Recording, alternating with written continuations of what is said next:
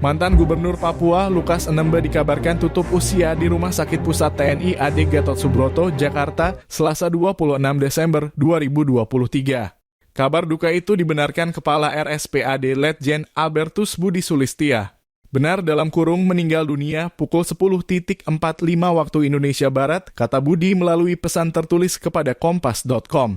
Di jejaring media sosial, kabar duka itu juga santer beredar. Di saat bersamaan Presiden Gereja Injil Indonesia GIDI, PDT Dorman Wandikbo juga ikut mengabarkan kabar duka itu sekaligus mengimbau warga di Papua untuk tenang.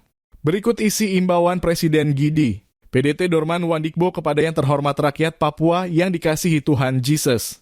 Hari ini tanggal 26 bulan 12 tahun 2023, sekitar jam 10 pagi waktu Indonesia Barat, telah dipanggil oleh Tuhan BPK mantan Gubernur Papua Lukas Nmb di Jakarta, dan rencana diterbangkan dari Jakarta ke Papua besok malam. Oleh karena itu, saya memberitahukan seluruh umat Tuhan di tanah Papua TIDAKBOLEH membuat keributan, merusak fasilitas umum dan gangguan jalan saat pemimpin peradaban Papua tiba di Sentani.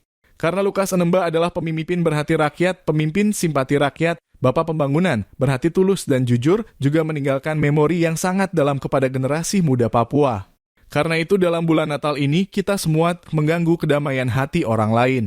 Sedang merayakan Natal. Terima kasih atas kerjasama ini bagian dari KEHORMATAN kita kepada Bapak orang Papua.